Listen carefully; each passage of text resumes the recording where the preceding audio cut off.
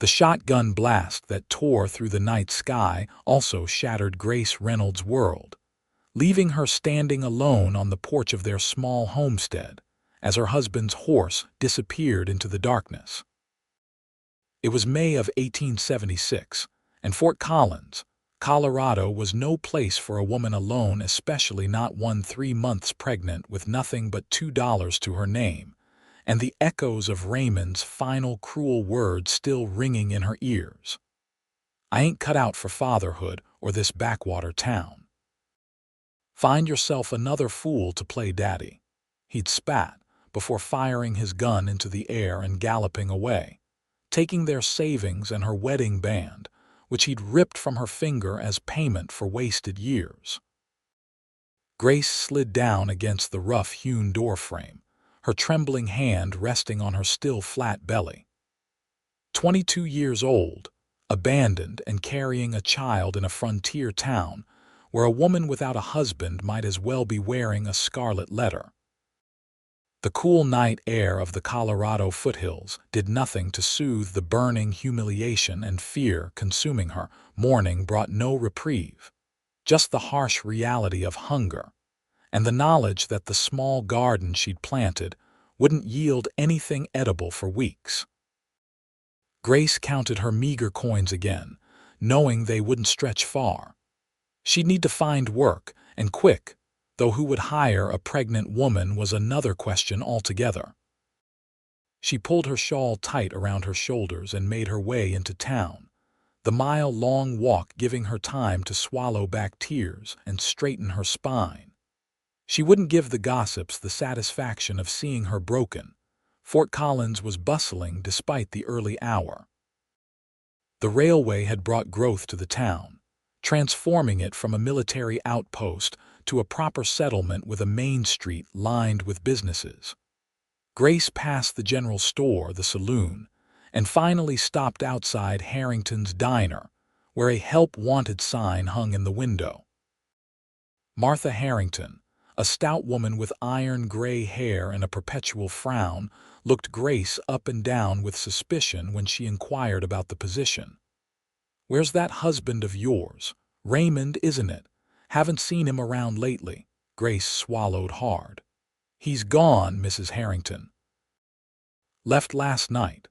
The woman's eyes narrowed, then drifted to Grace's waistline as if she could see through cloth and skin to the tiny life growing within.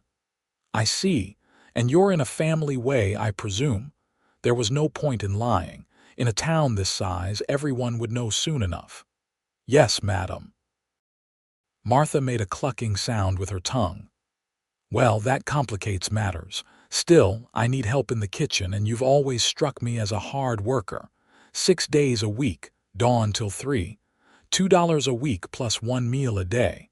It wasn't much, but it was something." Grace nodded, relief washing over her. "Thank you, Mrs. Harrington. I won't let you down. See that you don't. And Grace, you'll use the back entrance from now on. My customers don't need to be confronted with your situation." The words stung, but Grace bit her tongue. Pride was a luxury she could no longer afford. Her first day was brutal. Her back ached and her stomach rebelled against the greasy smells that filled the kitchen. By closing time, her hands were raw from scrubbing pots, and her feet throbbed inside her worn boots. But she had survived, and Martha had allowed her to take home leftover biscuits and a bit of stew. The week crawled by in a haze of exhaustion and nausea. Grace kept to herself, avoiding the curious stares and whispered comments that followed her. By Sunday, her only day off, she could barely drag herself out of bed, but the garden needed tending and there was laundry to be done if she wanted clean clothes for the coming week. It was while hanging sheets on the clothesline that she first noticed the rider approaching from the east.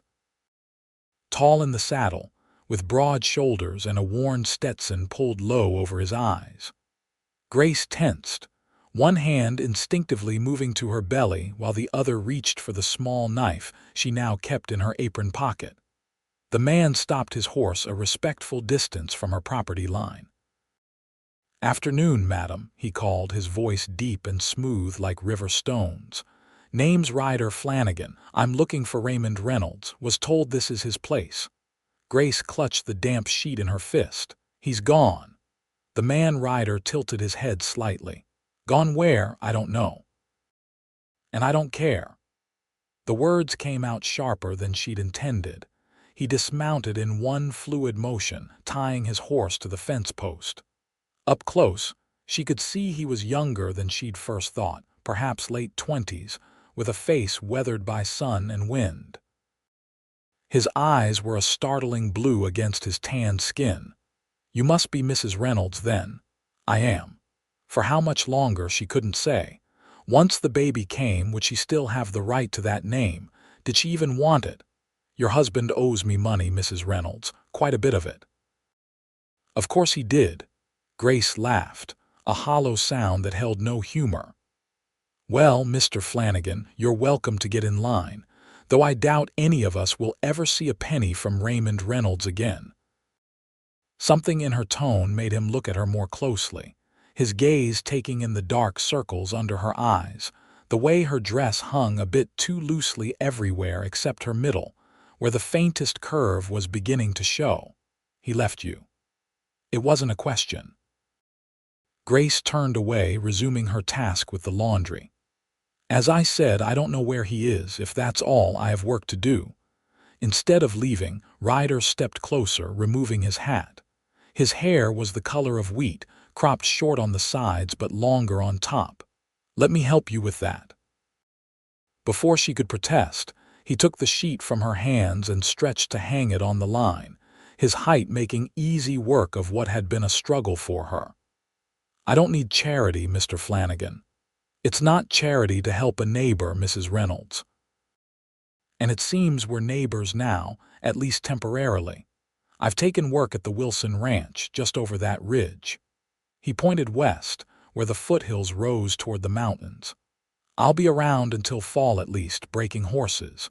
Grace said nothing but handed him another sheet. They worked in silence until the laundry was hung, the white linens billowing in the Colorado breeze like sails. "Thank you," she finally said, wiping her hands on her apron. Ryder replaced his hat, studying her with those intense blue eyes. "When did he leave?" "A week ago." "In the night?" "And he took everything?" She nodded, not trusting her voice. "Bastard," he muttered, then quickly added, "Pardon my language, madam." Despite everything, Grace felt her lips twitch upward. "I've called him worse this past week, Mr. Flannigan." A smile broke across his face, transforming it from merely handsome to something that made her breath catch. "I bet you have." He looked around the small homestead, the cabin Raymond had never bothered to finish properly, the scraggly garden, the ancient mule in the corral that Raymond had deemed too old to take with him. "You staying on here?" "I have nowhere else to go. I've found work in town, at Harrington's diner." His expression darkened. "Martha Harrington's a hard woman, and that's a long walk every day." "I manage." Ryder nodded, seeming to come to some decision. "Well then, I still mean to find your husband and collect what he owes me, but in the meantime I'll be checking in on you, Mrs. Reynolds. That roof looks like it could use some patching before the summer storms hit." "Mr. Flannigan, I told you, it's not charity," he interrupted firmly. "It's being a decent human being, something your husband clearly knows nothing about." He untied his horse and swung back into the saddle with easy grace.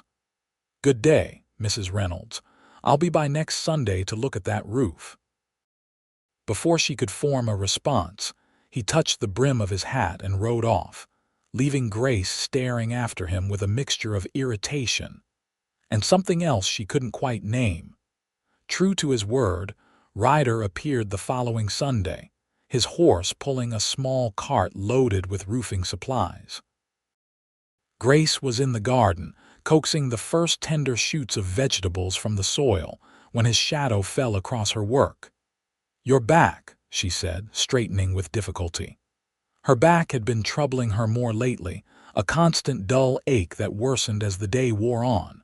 Said I would be. He offered a hand to help her up, which she ignored, struggling to her feet on her own. Ryder dropped his hand without comment but remained close, as if ready to catch her should she stumble. I can't pay you for materials or labor, Mr. Flannigan. Didn't ask to be paid. He gestured toward the house. That roof won't last another season, and I reckon Colorado's got some fierce storms coming. You planning to birth that baby in a flooded cabin? The blunt reference to her condition made her cheeks burn. Most people in town avoided mentioning it directly, as if her pregnancy were a contagious disease. You're very direct, Mr. Flannigan. Life's too short for dancing around things, Mrs. Reynolds. Now, have you got any coffee? It's going to be a long day on that roof. Despite her protests, Grace found herself brewing coffee and then preparing a simple lunch of biscuits and bean soup while Ryder worked overhead. The rhythmic sound of his hammer was oddly comforting, a counterpoint to the silence that had enveloped the homestead since Raymond's departure. By late afternoon, he had replaced the worst sections of the roof and was sealing the rest against leaks. Grace stepped outside, shading her eyes against the sun to watch him work. He moved with confidence, his muscles flexing beneath his cotton shirt as he drove nails into stubborn wood. Almost finished, he called down, catching sight of her. How's that coffee holding up? There's plenty. And food if you're hungry, he grinned. Starving if I'm honest, give me 10 minutes. True to his word, Ryder climbed down the ladder exactly 10 minutes later, wiping his hands on a rag before accepting the cup of coffee she offered. They sat on the porch steps, a careful distance between them as they ate the simple meal. Why are you doing this? Grace finally asked. And don't say it's what decent people do. Most decent people in Fort Collins cross the street when they see me coming. Ryder took his time answering, sipping his coffee and gazing out at the rolling landscape. My sister was in a situation similar to yours, back in Texas. Husband ran off, left her with 2 little ones and a third on the way. His voice grew softer. Didn't end well for her. No one helped, you see, and I wasn't there, was off driving cattle to Kansas. He met Grace's eyes, his own filled with a grief that time hadn't fully dulled. I should have been there, so maybe this is me trying to make that right in some small way. Grace felt the wall she'd built around herself crack slightly. I'm sorry about your sister. He nodded once, then deliberately lightened his tone. Besides, I still aim to find Raymond Reynolds and get my money. Helping his wife means you might put in a good word for me when I do. The attempt at humor fell flat and Grace looked away. I have nothing good to say about Raymond, not anymore. Can't blame you there. Ryder set his empty plate aside. Mind if I ask how far along you are? 4 months, near as I can figure. And you're still working at Harrington's, standing all day in that hot kitchen. I don't have a choice. Ryder frowned. There's always a choice, Mrs. Reynolds. It just might not be an easy one. Before she could respond, he stood and stretched. I need to finish that west corner before dark. Tomorrow I'll bring some proper glass for that broken window. Can't have you and the little one catching cold when winter comes. Grace watched him climb back up the ladder, his words echoing in her mind. There's always a choice. But what choice did she really have? A pregnant woman alone had few options in a frontier town, and none of them were good. The weeks that followed fell into an unexpected pattern. Grace continued working at the diner, enduring Martha Harrington's disapproving glances and the whispers of the customers. But every Sunday, Ryder would appear at her homestead, tools in hand, ready to tackle another repair that Raymond had neglected. He fixed the broken window, reinforced the sagging porch, repaired the corral fence, and even coaxed new life from the ancient water pump that had been threatening to give out. Each week, Grace would protest that she couldn't accept his help. Each week, Ryder would ignore her protests and set to work. They rarely spoke of personal matters. Ryder never mentioned his sister again, and Grace didn't ask. But slowly, almost imperceptibly, a friendship began to form between them, tentative and cautious, like the first green shoots after a long winter. June turned to July, and Grace's pregnancy became impossible to hide. Martha Harrington called her into the small office at the back of the diner one sweltering afternoon. "This isn't working out, Grace," she said without preamble. "Customers are complaining. They don't want to see a woman in your condition serving food." "I work in the kitchen, Martha. They hardly see me at all. Nevertheless, I think it's best we part ways. I'll pay you through the end of the week." Martha pushed a small stack of coins across the desk. "Consider it a gesture of Christian charity." Grace stared at the money, panic rising in her throat. "Please, Martha. I need this job. I have a baby coming, and that's precisely the problem, isn't it? A baby with no father. It's not proper." Martha's thin lips pressed into an even thinner line. "Perhaps this will teach you to be more careful in your associations." The injustice of it burned through Grace like wildfire. "My husband abandoned me. I didn't choose this situation. Nevertheless, here you are. I'm sorry, Grace, but my decision is final." Grace left through the back door for the last time, clutching her meager pay and fighting back tears of frustration. The walk home seemed longer than usual, each step a reminder of how precarious her situation had become. She was nearly to her homestead when the first contraction hit a sharp, stabbing pain that made her double over with a gasp. It passed quickly, but left her shaken. It was too early, much too early for the baby to come. Another pain gripped her as she stumbled up the path to her cabin. This one was worse, stealing her breath and bringing her to her knees in the dirt. Something was wrong, terribly wrong. "Help," she whispered, though there was no one to hear. "Please, God, help me." As if in answer to her desperate prayer, hoofbeats sounded in the distance. Grace looked up through a haze of pain to see a familiar figure on horseback racing toward her. "Grace!" Ryder's voice carried on the wind as he spotted her crumpled form. He was off his horse in an instant, kneeling beside her in the dust. "What happened? Are you hurt?" "The baby," she gasped as another contraction tore through her. "Something's wrong with the baby."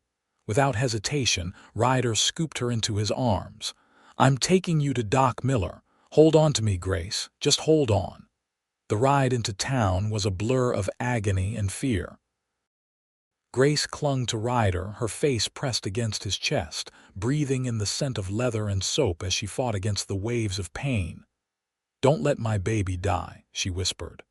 "Please, Ryder, don't let my baby die." His arms tightened around her. "I won't. I swear it, Grace. I won't. Doctor." Miller's office was mercifully close to the edge of town. Ryder carried Grace inside, shouting for the doctor even before they crossed the threshold. What followed were the worst hours of Grace's life. "Doctor." Miller diagnosed a threatened miscarriage. The baby was in danger, but there was still hope if Grace could stay completely still for the next several days.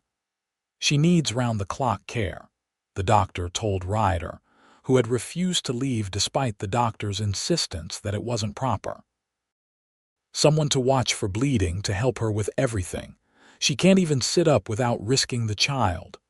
"I'll hire a nurse," Ryder said without hesitation. "There isn't one in Fort Collins," Dr. Miller replied. "You'd have to send to Denver, and that would take days." Grace, weak from pain and fear, tried to speak. "I have no one, no family here." Ryder stepped closer to the examination table where she lay. "You have me." Dr. Miller raised his eyebrows. "Mr. Flannigan, while I appreciate your concern, this isn't appropriate. Mrs. Reynolds needs a woman's care, and with all due respect, Doc, What Mrs. Reynolds needs is someone who won't let her or that baby die because of some notion of propriety." Ryder's voice was steel. "I promised her I wouldn't let that happen, and I mean to keep that promise." The doctor sighed, removing his spectacles to pinch the bridge of his nose. "It will cause a scandal, Mr. Flannigan. Her reputation is already in tatters, thanks to her worthless husband," Ryder finished, "and I don't give a damn about my own. So unless you've got a better solution, I'll be taking Mrs. Reynolds home and caring for her myself." Grace reached out a trembling hand and caught Ryder's wrist. "You can't. Your job at the Wilson Ranch will still be there when this is over." He covered her hand with his own. "I've got savings enough to see us through a few weeks. Don't worry about that now." Dr. Miller, seeing the determination in Ryder's face, finally relented. He gave detailed instructions for Grace's care and promised to check on her daily. "And Mr. Flannigan," he added as Ryder prepared to carry Grace back to his horse, "try to remember that despite your good intentions, this situation is unusual. People will talk." "Let them," Ryder replied, lifting Grace as gently as if she were made of glass. "I've never much cared for gossip anyway." True to his word, Ryder installed Grace in her bed and took up residence on the cabin floor, sleeping on a bedroll near the door. For 5 days, he barely left her side, helping her drink water and broth, reading to her from a worn copy of Ivanhoe he'd found on her shelf, and even most mortifying of all, assisting her with the chamber pot when necessity demanded.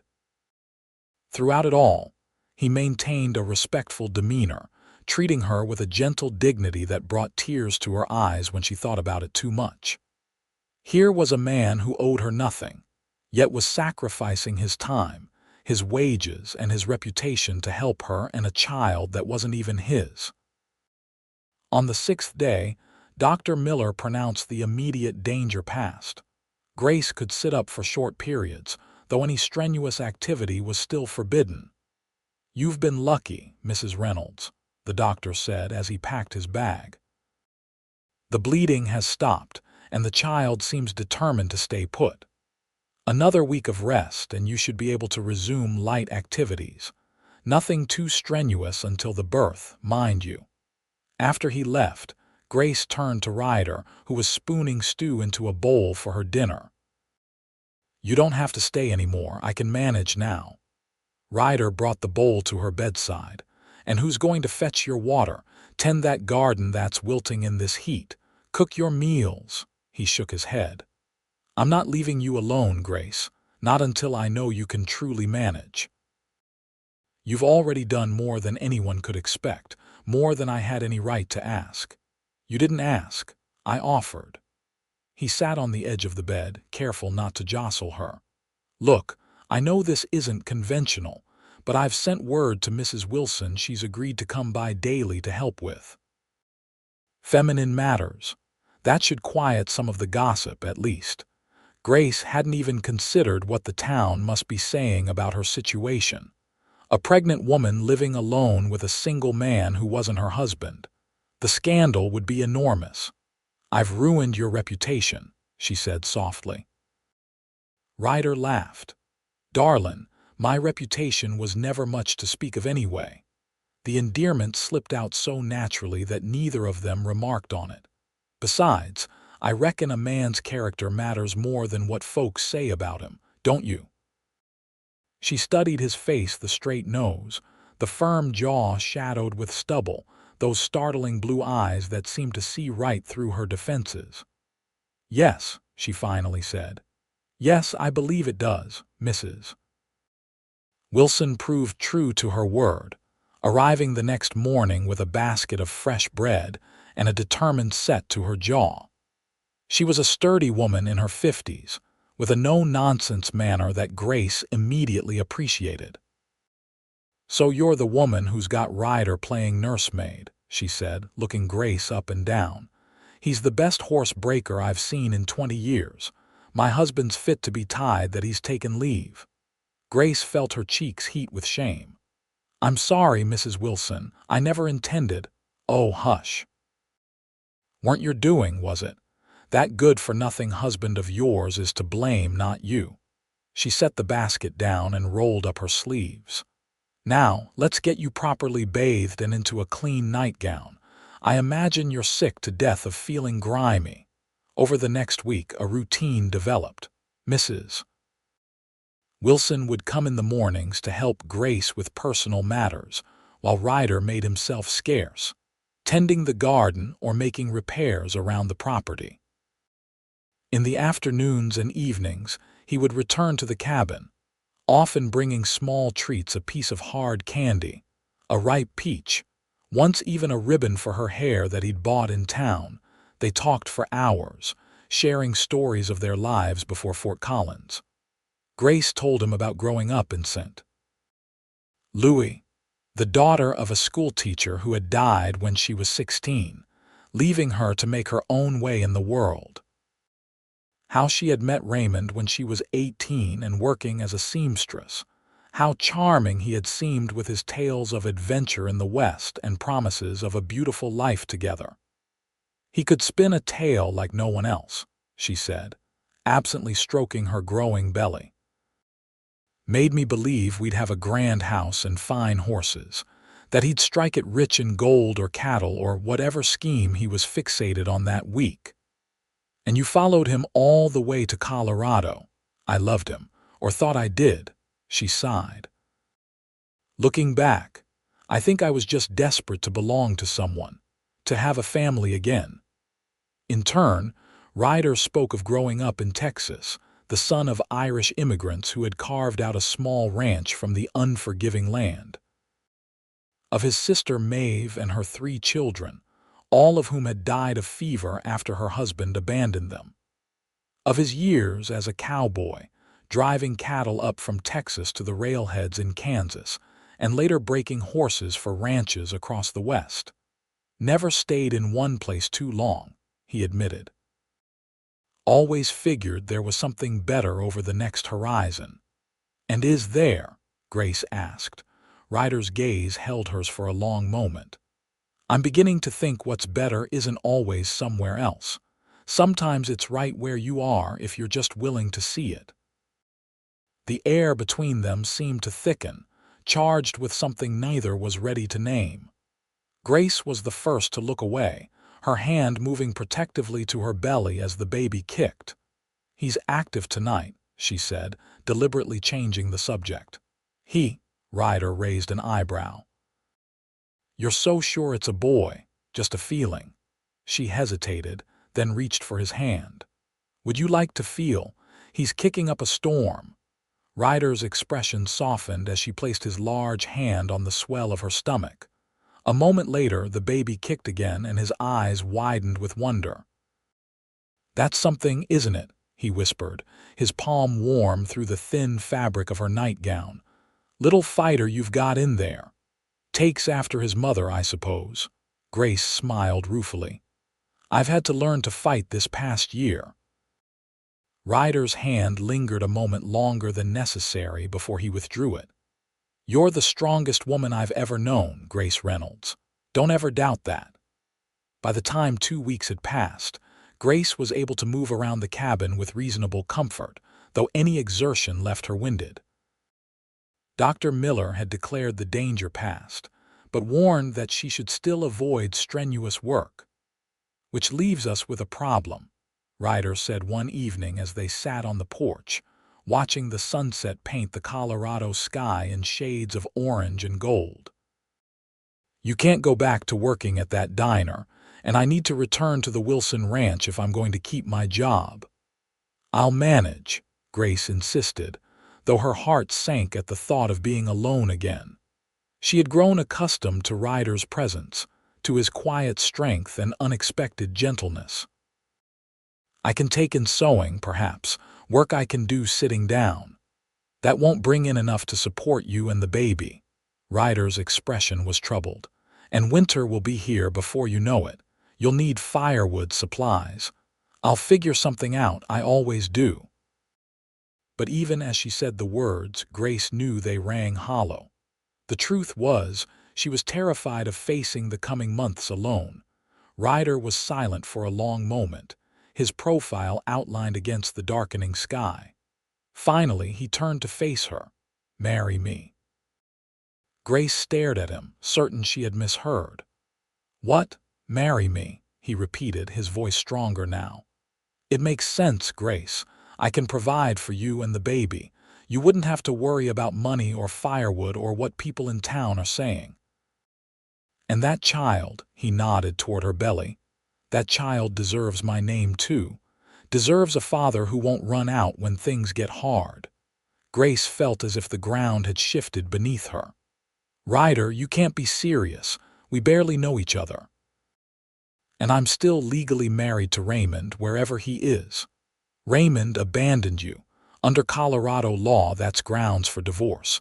And as for knowing each other," he reached for her hand, engulfing it in his larger one. "I know you're brave and stubborn and kind.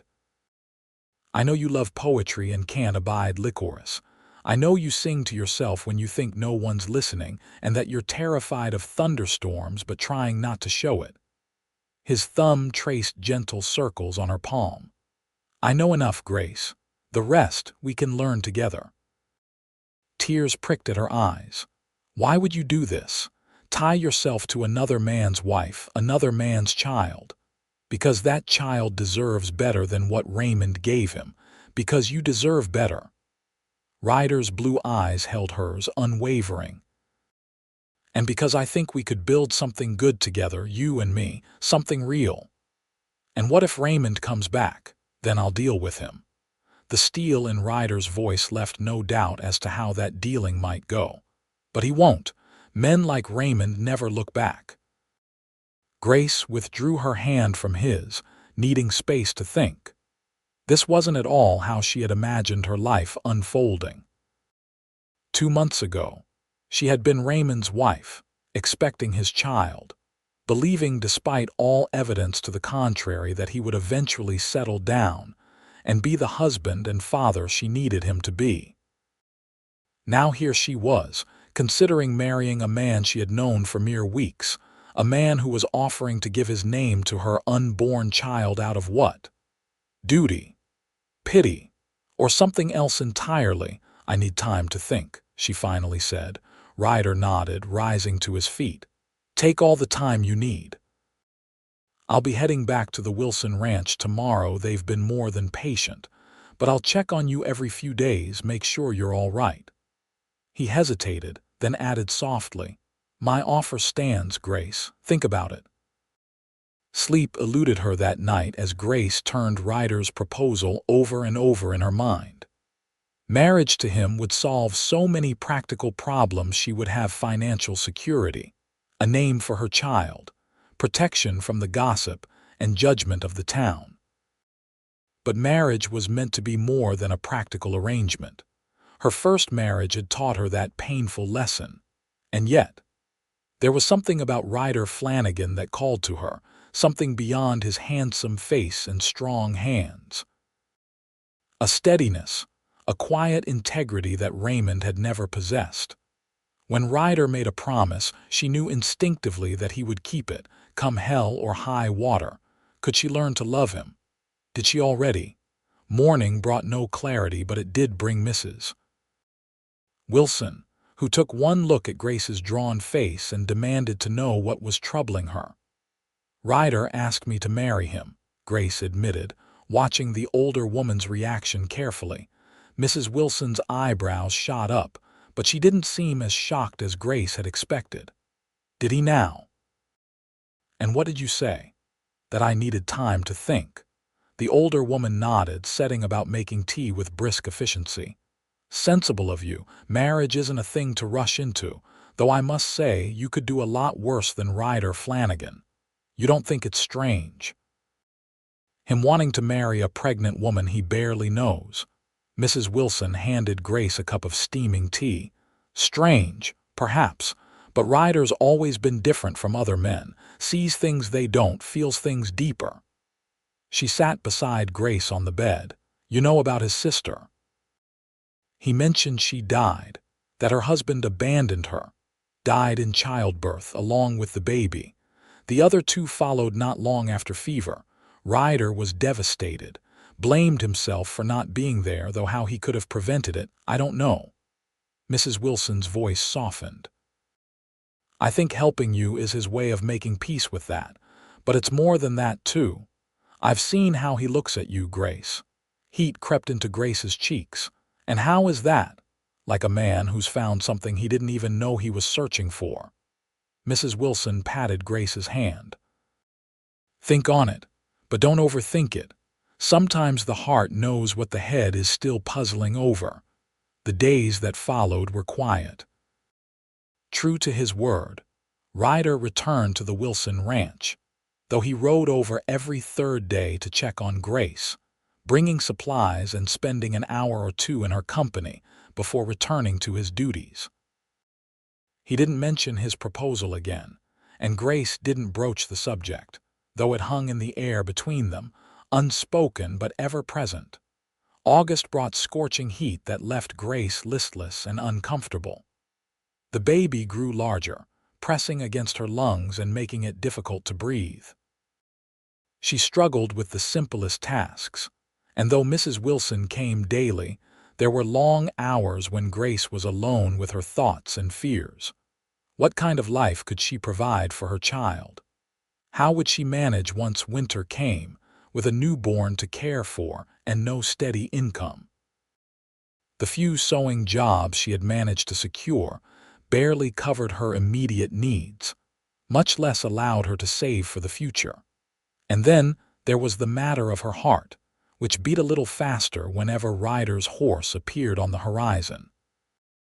She found herself watching the clock on the days he was due to visit, taking extra care with her appearance despite the heat and her unwieldy body.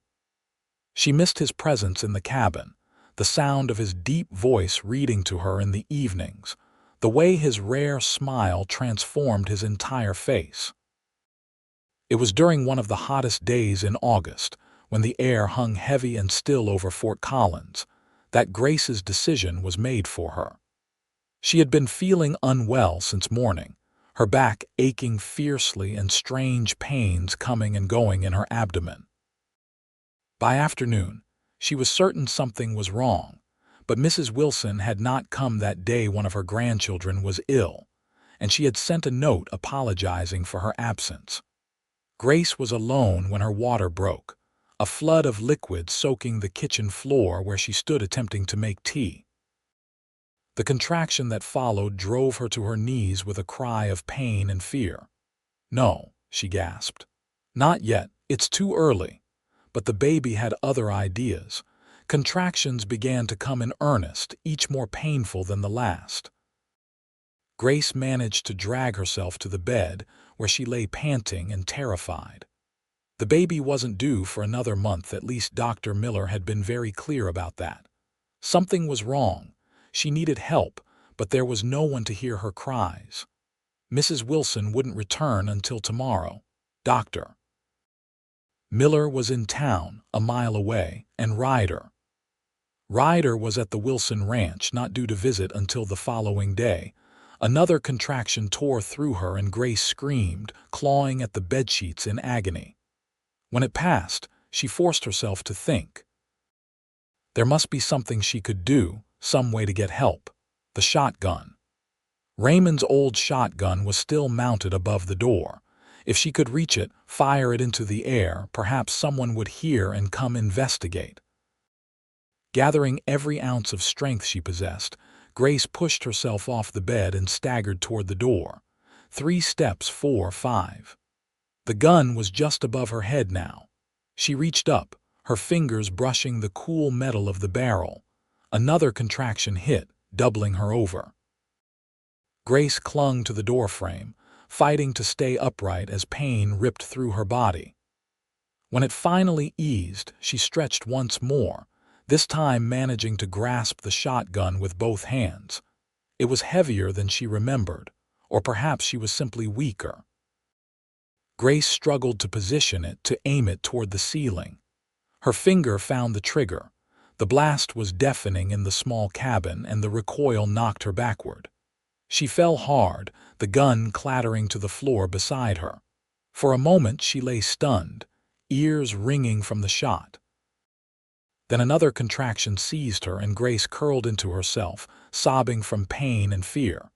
"Please," she whispered to whatever god might be listening.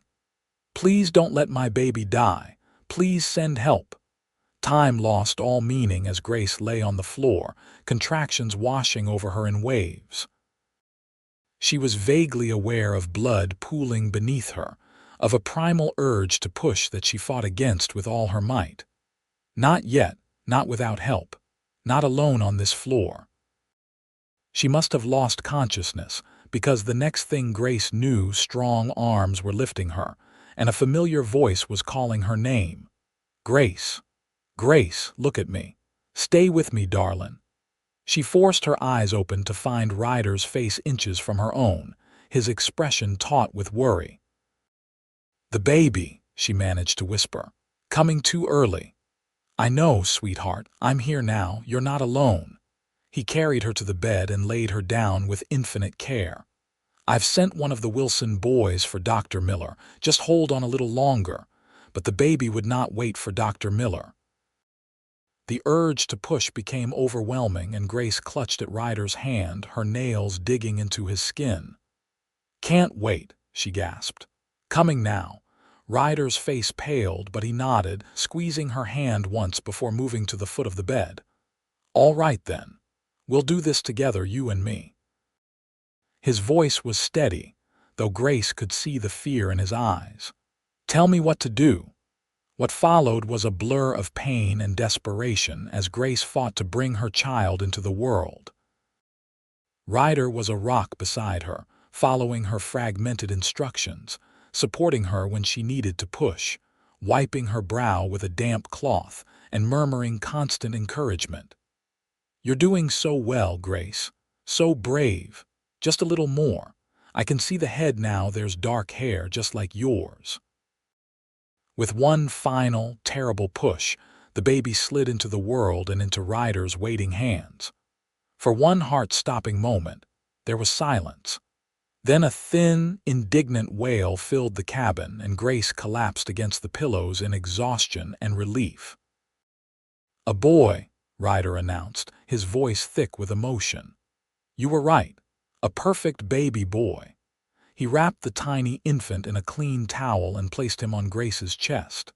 She stared down at her son in wonder, so small, so red-faced and angry, with a shock of dark hair plastered to his head. "Perfect, just as Ryder had said." "Hello, little one," she whispered, touching his cheek with a trembling finger. "You're early, but you're here now. You're safe." Grace looked up to find Ryder watching them, his blue eyes suspiciously bright. "Thank you," she said, reaching for his hand. "I couldn't have done this without you." He clasped her fingers in his thumb stroking her knuckles.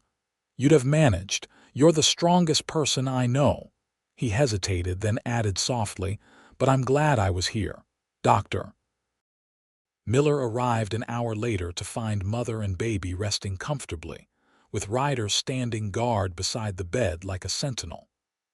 The doctor examined both Grace and the infant, pronouncing the latter small but mighty, and the former in need of rest and careful monitoring. "He'll need extra care being early," Dr. Miller warned as he packed away his instruments. "Keep him warm, feed him often, watch for any signs of difficulty breathing." "I'll make sure of it," Ryder promised, his tone leaving no room for argument. The doctor gave him a long, assessing look. "I'm sure you will, Mr. Flannigan. You seem quite invested in Mrs. Reynolds and her son." Ryder met his gaze steadily. "I am."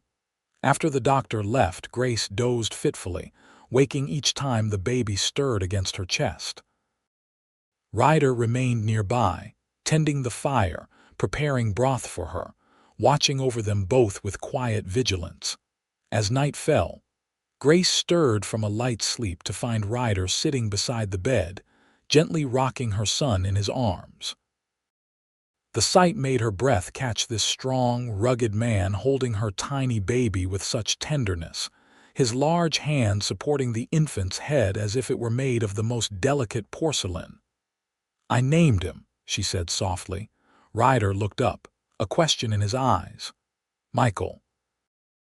It means who is like God, because he's a miracle, my miracle." "Michael," Ryder repeated, looking down at the sleeping infant. "It suits him."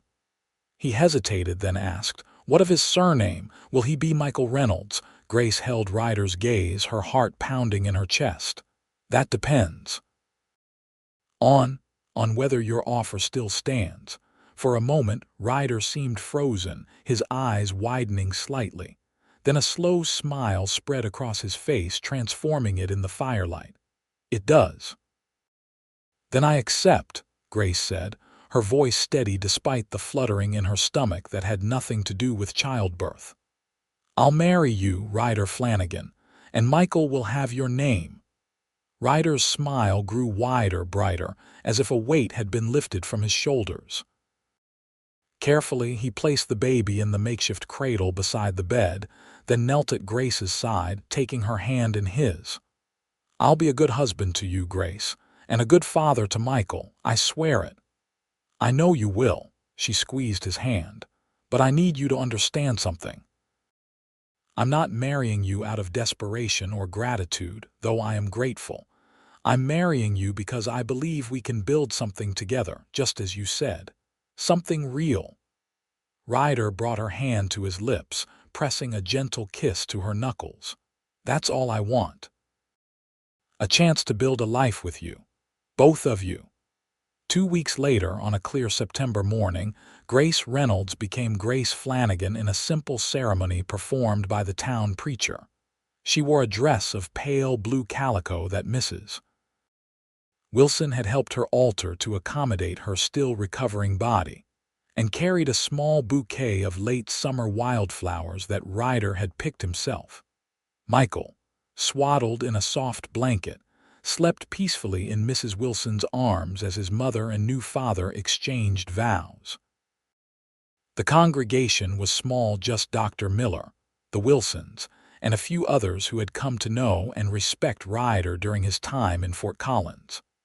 There were no disapproving whispers, no sidelong glances at the baby born less than a month after the wedding. In this moment, at least, Grace felt only support and goodwill. "I now pronounce you man and wife," the preacher declared. "Mr. Flannigan, you may kiss your bride." Ryder stepped forward, his eyes never leaving Grace's face as he cupped her cheek in his large hand. His kiss was gentle, almost reverent, a promise sealed before witnesses. When they parted, his smile was for her alone, private, intimate, full of possibility. That night, after Michael had been fed and settled in his cradle, Ryder and Grace stood on the porch of what was now their home, looking out at the star-studded Colorado sky. Ryder's arm was around her waist, holding her close against the evening chill. "Happy?" he asked softly, his breath warm against her hair. Grace leaned into him, savoring the solid strength of him. "Yes," she answered truthfully. "Though it's strange, isn't it?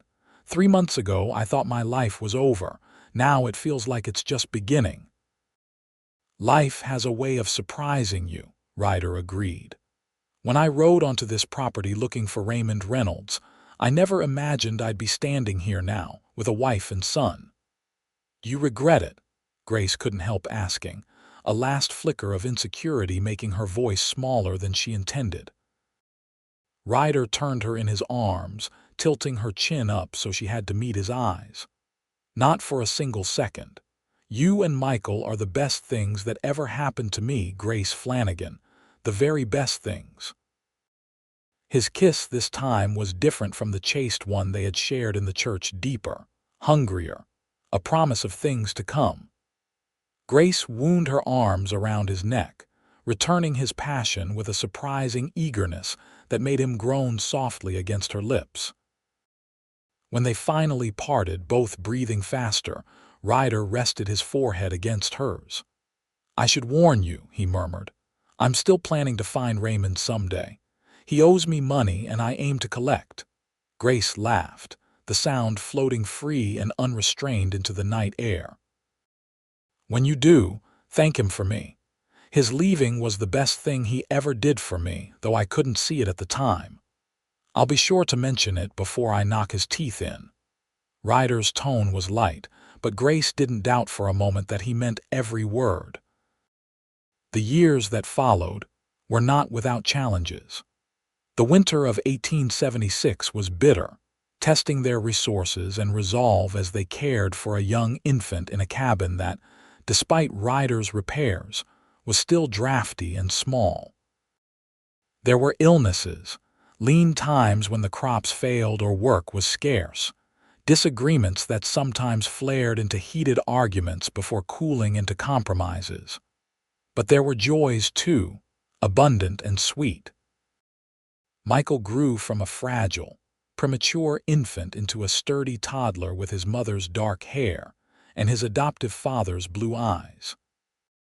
Ryder never treated him as anything less than his own flesh and blood, teaching him to ride almost before he could walk, reading to him from the same worn copy of Ivanhoe that he had once read to Grace, showing infinite patience with the boy's endless questions and boundless energy. In the spring of 1878, Grace gave birth to their daughter, Emma Rose, a plump, contented baby who rarely cried and smiled at everyone. Ryder wept when he first held her, overwhelmed by the tiny fingers that curled trustingly around his callous thumb. "She's perfect," he whispered, gazing down at his daughter in awe. "Just like her mama." That same year, with savings from Ryder's work as a horse trainer and Grace's growing business making clothing for the ladies of Fort Collins, they purchased a small ranch of their own. It wasn't large, just 40 acres with a creek running through it, and good grazing for the horses Ryder began to breed and train. But it was theirs, paid for in full, the deed bearing both their names in bold, black ink. The new house Ryder built with his own hands was everything the old cabin had not been: solid, warm, with enough rooms for their growing family and wide windows that let in the Colorado sunshine. Grace planted a garden that flourished under her care, and apple trees that would someday shade the yard where their children played. In the fall of 1879, a letter arrived from Texas. Ryder's father had passed away, leaving his small ranch to his only surviving son. After much discussion, they decided to stay in Colorado, but the inheritance allowed them to expand their property and add more horses to their growing herd. "This is home now," Ryder said as they stood on their porch, watching 3-year-old Michael chase butterflies while Emma dozed in Grace's arms. "For all of us." Reynolds never returned to Fort Collins, though rumors of his whereabouts surfaced occasionally: prospecting in Montana, gambling in Deadwood, running from the law in Wyoming. Grace found that, as the years passed, she thought of him less and less, until he became little more than a distant memory, a chapter in her life long since closed. One crisp autumn day in 1880, when the aspen trees had turned to gold and the first hint of winter whispered in the air, a stranger rode up to their ranch house. Grace was hanging laundry while the children napped and Ryder worked with a new colt in the corral. The man was trail-worn and rough-looking, with a face creased by sun and hard living. It took Grace a moment to recognize him, and when she did, she nearly dropped the sheet she was holding. "Raymond," she said, her voice steady despite the sudden pounding of her heart. He tipped his hat, eyeing her with a mixture of surprise and calculation. "Grace, you're looking well. Life seems to be treating you better than when I left." "Much better," she agreed, deliberately turning so her wedding band caught the sunlight. "What brings you back to these parts?" Raymond shrugged, shifting in his saddle. "Heard there was a Flannigan breeding good horses hereabouts. Didn't realize it was your place until I saw you." His gaze drifted over the prosperous ranch, the solid house, the corral where Ryder was visible working with a young bay. "Seems you landed on your feet after all." "I did." Grace folded her arms across her chest. "No thanks to you." A flicker of something shame, perhaps, or just irritation crossed Raymond's face. "I wasn't cut out for family life. Never claimed to be, but it looks like you found someone who was." "I did," Grace repeated, this time with a smile that held genuine happiness. "The best man I've ever known." At that moment, Ryder noticed the visitor and started toward them, his stride purposeful. Raymond tensed visibly, one hand drifting toward his gun belt. "That would be a mistake," Grace warned quietly. "He's been waiting a long time to meet you, and he'd welcome an excuse." Raymond's hand stilled as Ryder reached them, positioning himself slightly in front of Grace in a protective stance that warmed her heart even after all these years. "Reynolds," Ryder said, his voice cold but controlled, "you're a long way from where you ought to be." "Just passing through," Raymond replied, trying for casual but not quite managing it. "Looking to buy a horse, actually. Not from me." Ryder's tone left no room for negotiation. "But before you go, you owe me $200 plus interest." Raymond's eyebrows rose. "For what?" "The cards you cheated at in Denver 4 years back, plus what you took from Grace when you left. I've been keeping a tally." A tense silence fell, broken only by the distant whinny of a horse. Grace could almost see Raymond calculating his odds. Ryder was bigger, stronger, younger, and on his own property. And clearly very angry. "I don't have that kind of money on me," Raymond finally said. "Then I'll take your horse as partial payment. You can pick it up when you bring the rest." For a moment, Grace thought Raymond would refuse, would draw his gun or try to flee. But something in Ryder's stance must have convinced him of the futility of either action. With a muttered curse, he dismounted. "The saddle's mine," he said, removing it from the horse's back. "And I'll need my belongings." Ryder nodded curtly, taking the horse's reins as Raymond retrieved his saddlebags.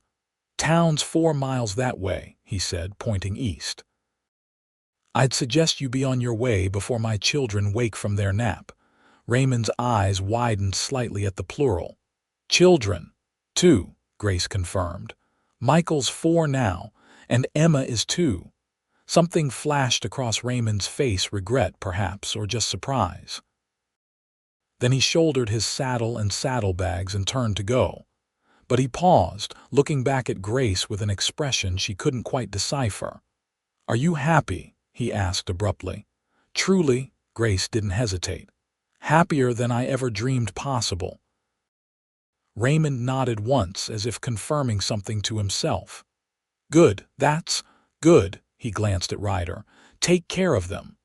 "Better than you ever did," Ryder replied, his arm sliding around Grace's waist. "Now get off my land."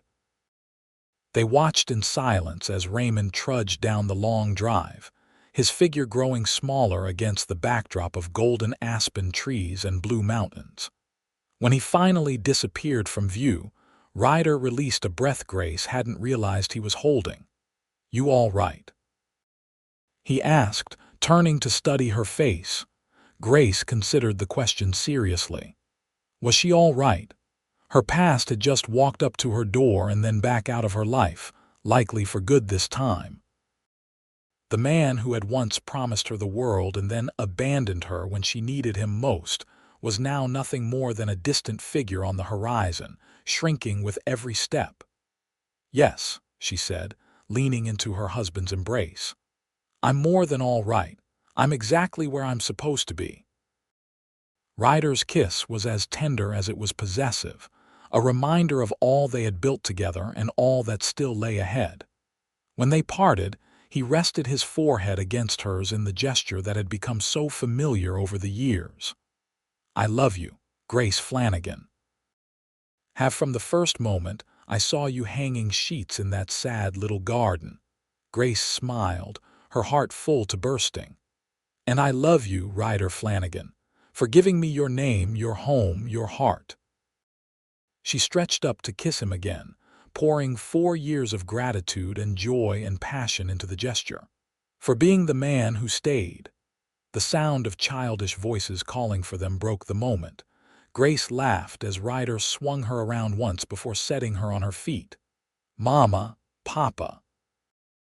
"Emma's trying to catch the chickens again." Michael's indignant voice carried clearly from the back of the house. "Coming, sweetheart." Grace called back, taking Ryder's hand as they walked toward their home, and the life they had built together a life richer and more fulfilling than either could have imagined on that fateful day when a shotgun blast tore through the night and a cowboy said, "That child deserves my name too." In the years that followed, their family and their ranch both prospered. 2 more children joined them, twin boys, James and Thomas, born on a snowy night in December 1882, with Dr. Miller in attendance and Mrs. Wilson boiling water and giving orders that even Ryder dared not disobey. By the time Grace celebrated her 30th birthday, the Flannigan Ranch was known throughout Colorado for its fine horses, and Ryder's expertise as a trainer was sought by ranchers and wealthy buyers from as far away as California. Michael, now 9, showed every sign of inheriting his father's gift with horses, while 7-year-old Emma demonstrated an artistic talent that left her parents marveling.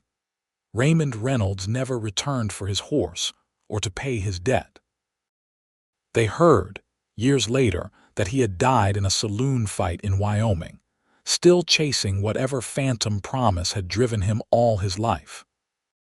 Grace said a quiet prayer for him when the news came, not out of lingering affection, but out of gratitude for the twisted path that had led her to the life she now cherished. "Do you ever wonder," she asked Ryder one night as they lay together in the darkness of their bedroom, his arm a comforting weight across her waist, "how differently things might have turned out if Raymond had stayed or if you hadn't come looking for him that day?" Ryder was quiet for a long moment, his fingers tracing lazy patterns on her skin. "I believe," he finally said, his voice low and thoughtful in the darkness, "that some things are meant to be, no matter what road you take to get there. I'd have found you somehow, Grace." "If not that day, then another." Grace smiled, pressing closer to the warmth of his body. "You sound very sure of that." "I am." He kissed her shoulder, her neck, the sensitive spot just below her ear that still made her shiver after all these years. "Some things, once you find them, you know they've always been yours, just waiting for you to claim them." As Grace turned in his arms, her heart as full of love for this man as it had been on their wedding day, she knew with bone-deep certainty that he was right. This life they had built together, this love, these children, this home had always been waiting for them. And it always would be, through whatever joys and sorrows the years might bring. The lost, frightened woman who had once stood alone on a cabin porch, watching her husband ride away with her hopes and dreams, was a distant memory now. In her place stood Grace Flannigan, wife, mother, partner, beloved, strong enough to weather any storm life might send her way. Because she was no longer alone, and she never would be again.